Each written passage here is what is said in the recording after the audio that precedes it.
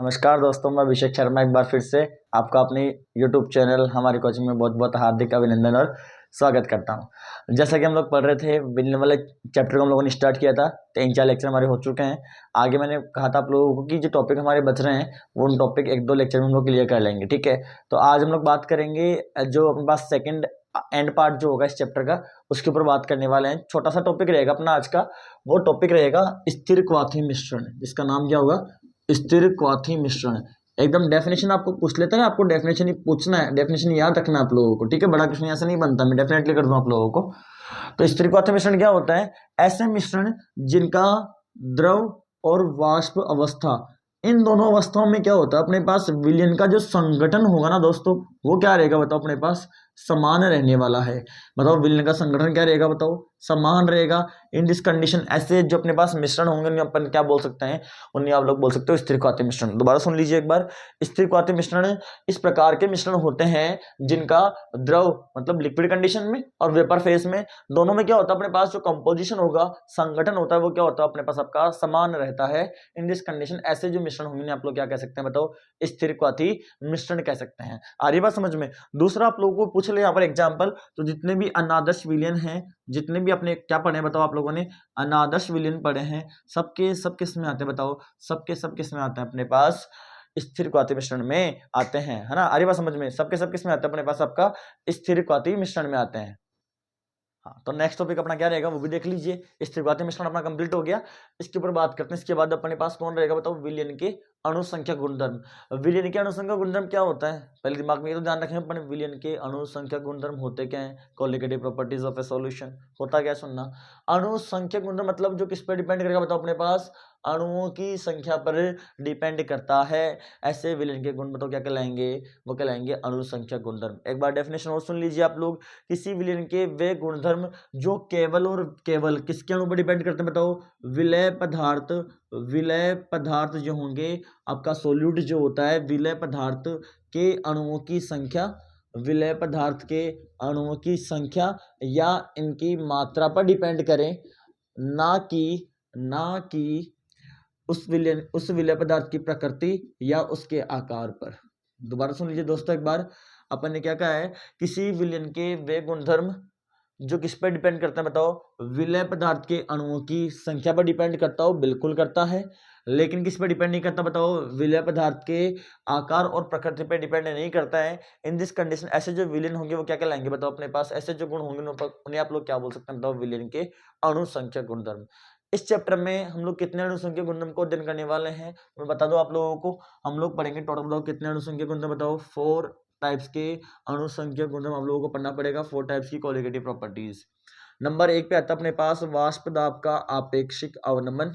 वाष्प दाब का आपेक्षिक अवनमन, वाष्प दाब का आपेक्षिक अवनमन, ठीक है।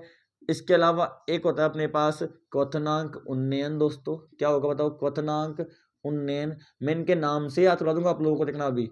एक होता है अपने पास हिमांक अवनमन, एक होता है अपने पास हिमांक अवनमन, और जो अपना चौथा है वो कौन रहेगा अपने पास आपका, वो रहेगा परासरण दाब या परासरण क्रिया, है ना, परासरण दाब। ये 4 टाइप की प्रॉपर्टीज ऐसी हैं जो बताओ किस पर डिपेंड करती है, जो डिपेंड करती है अपने पास आपका विलय पदार्थ की अणुओं की संख्या पर डिपेंड करती हैं। इसलिए सब किस में आती है बताओ, विलयन के अणु संख्या गुणधर्म इनको पढ़ा जाता है। अच्छे से ध्यान रखिए आप लोग।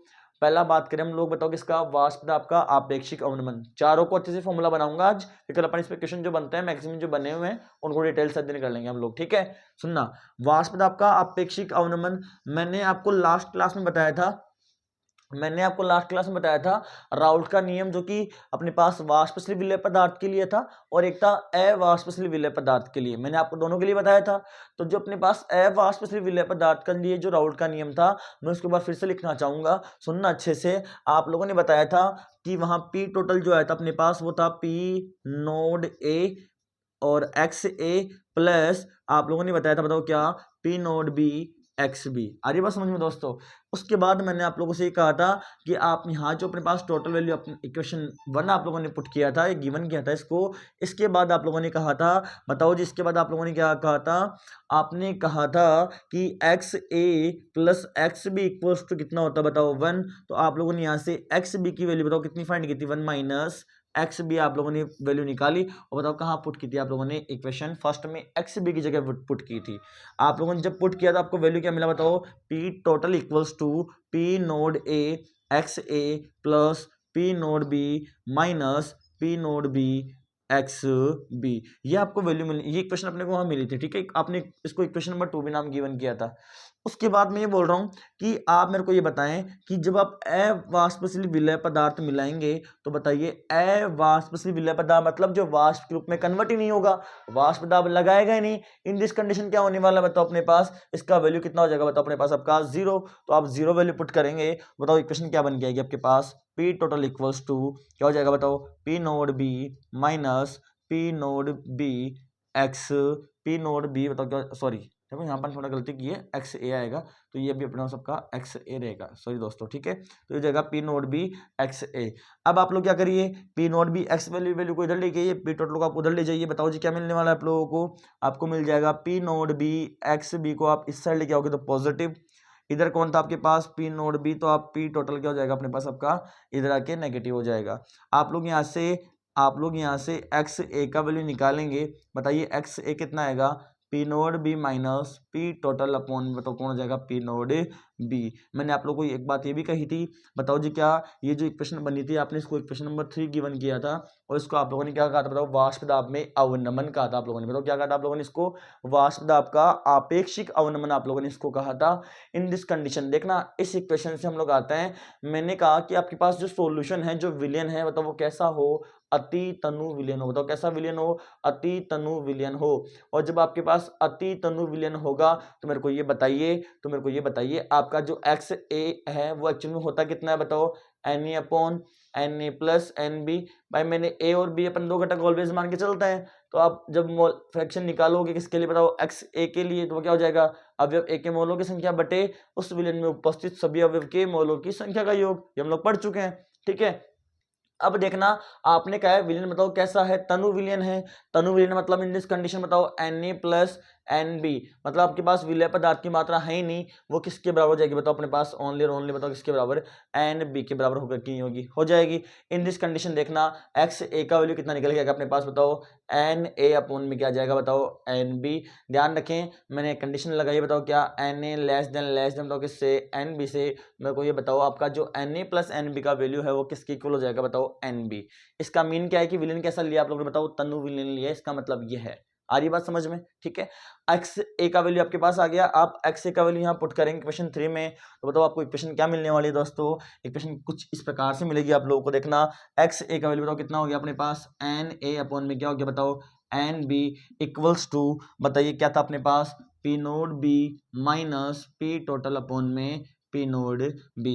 बताइए आप इसको क्या बोल रहे थे बताओ, आप लोगों ने इसको कहा था वाष्प दाब में अवनमन, जिसको अपन डेल पी बोलते हैं। बताइए N A upon N B equals to क्या हो जाएगा, डेल पी अपॉन बताओ कौन, पी नोड बी।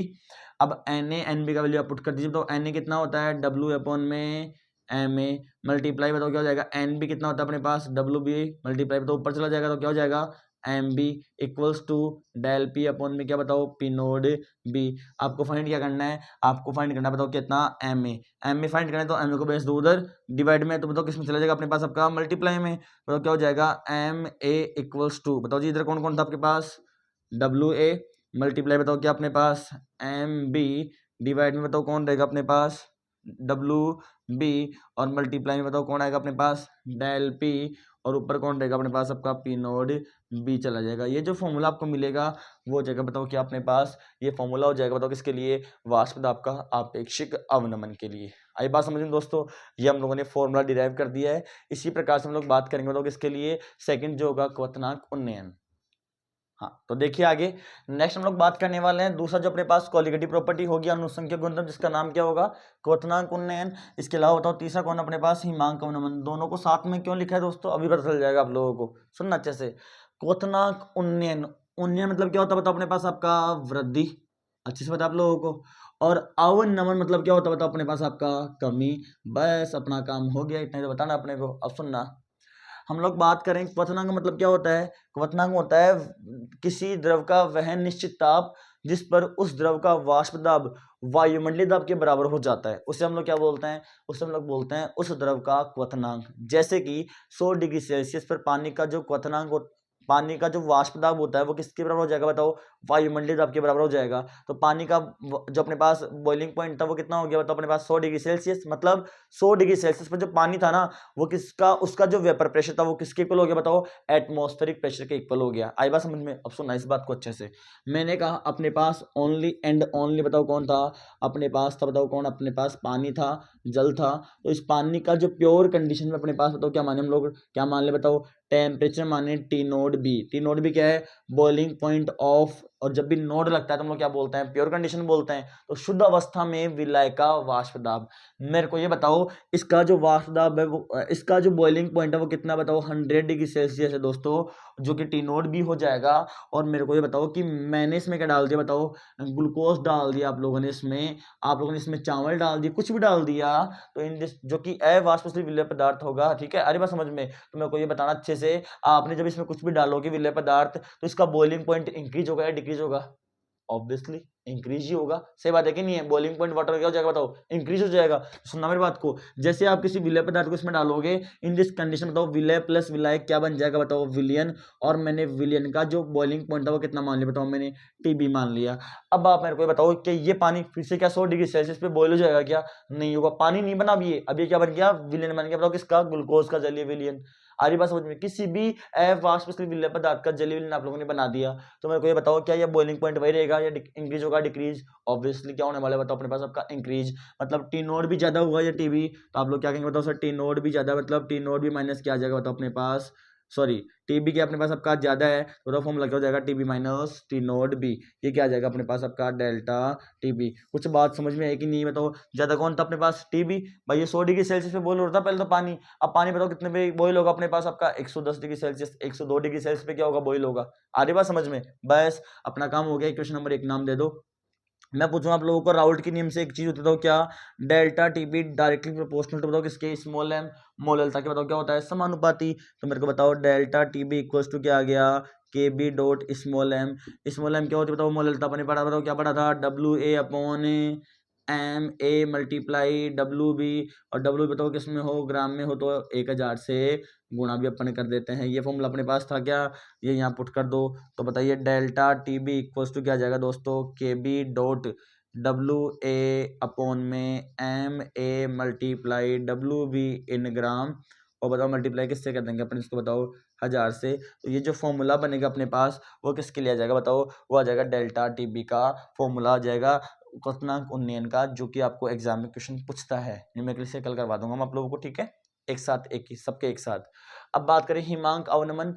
अवनमन मतलब क्या होती है बताओ, कमी होती है। मैंने ये कहा हिमांक अवनमन मतलब जिस पर कोई द्रव बताओ किसमें कन्वर्ट हो जाएगा, बताओ अपने पास आपका ठोस अवस्था में। मतलब किसी द्रव का वाष्प दाब बताओ किसके बराबर हो जाएगा, बताओ उसकी ठोस अवस्था के वायुमंडलीय दाब के बराबर हो जाएगा, उससे हम लोग क्या बोल देंगे बताओ, हिमांक अवनमन कह देंगे। आ रही बात समझ में। अब मैंने कहा कि पानी का बताओ 0 डिग्री सेल्सियस क्या था अपने पास आपका, फ्रीजिंग पॉइंट था। आ रही बात समझ में। तो इस पानी जो क्या अपने पास बताओ क्या था अपने पास, ओनली आपका विलायक की तरह बिहेव कर रहा है, तो इसका शुद्ध अवस्था में फ्रीजिंग पॉइंट होता, मैंने क्या मान लिया, टी नोड एफ। भाई जब भी नोड लगता है तो शुद्ध अवस्था की बात की जाती है, ठीक है। अब आप इसमें कोई भी विलय पदार्थ मिला दोगे तो बताओ वो क्या बन जाएगा अपने पास, वो बन जाएगा बताओ क्या, विलियन। तो बताओ विलियन का जो अपने पास फ्रीजिंग पॉइंट होगा उसको मैं क्या मान लूंगा बताओ, टी एफ मान लूंगा। सही कि नहीं है। अब मैं पूछूं, आप मेरे को ये बताओ, क्या अपने पास पानी पहले कितने डिग्री सेल्सियस पे जम रहा था बताओ, 0 डिग्री सेल्सियस पर। आप इसमें कोई भी विलय पदार्थ मिलाओगे तो पानी क्या 0 डिग्री सेल्सियस पे जमेगा या उससे पहले जमना स्टार्ट हो जाएगा, ऑब्वियसली उसके पहले जमना स्टार्ट हो जाएगा, ठीक है कि नहीं। आ रही बात समझ में। मतलब टी नोड एफ ज्यादा हुआ या टी एफ ज्यादा हुआ, ऑब्वियसली टी नोड एफ ज्यादा होने वाला है। तो जब टी नोड एफ ज्यादा है किससे बताओ, टी एफ से, तो आपको डेल्टा टी एफ निकालना हो, बताओ क्या डेल्टा टी एफ मतलब हिमांक में कमी निकालनी हो, तो वो किसके इक्वल हो जाएगी बताओ अपने पास, वो जाएगी बताओ किसके, T naught F minus T F के। बताओ किसके इक्वल हो जाएगी अपने पास, T naught F minus T F के। वही इक्वेशन नंबर अपन फर्स्ट गिवन कर देंगे इसको, ठीक है। अब सुनना अच्छे से, आप लोग जानते हैं वही राउल्ट के नियम से, बताओ क्या डेल्टा टी एफ समानुपाती हो किसके अपने पास, स्मॉल एम के समानुपाती होती है। आ रही बात समझ में? बताओ स्मॉल m कितना होता है, अपन ने भी बताया, बताओ कितना होता है, WA/MA मल्टीप्लाई WB इंटू बताओ किससे अपने पास आपका 1000 से। तो देखना दोस्तों डेल्टा TF इक्वल्स टू क्या हो जाएगा अपने पास, KF मल्टीप्लाई में बताओ क्या अपने पास आपका M, वैल्यू पुट कर दो आप M का, डेल्टा TF इक्वल्स टू क्या हो जाएगा KF डॉट WA अपॉन बताओ क्या अपने पास MA मल्टीप्लाई बताओ क्या WB इन ग्राम, और बताओ मल्टीप्लाई किससे अपने पास आपका 1000 से। ये फॉर्मूला किसके लिए बन जाएगा, ये बन जाएगा बताओ किसके लिए अपने पास, हिमांक अवनमन के लिए सूत्र बन जाएगा। आई बात समझ में? ठीक है, अब मेरी बात सुनना दोस्तों, लास्ट टाइप जो बचा है अपने पास अनुसंख्यक गुणधर्म परासरण दाब, उसको हम लोग जब क्वेश्चंस करेंगे कल इन टॉपिक्स की तो वहीं पे कंसल्ट करेंगे। ठीक है, यदि वीडियो अच्छा लगा है तो लाइक और सब्सक्राइब जरूर करें। धन्यवाद।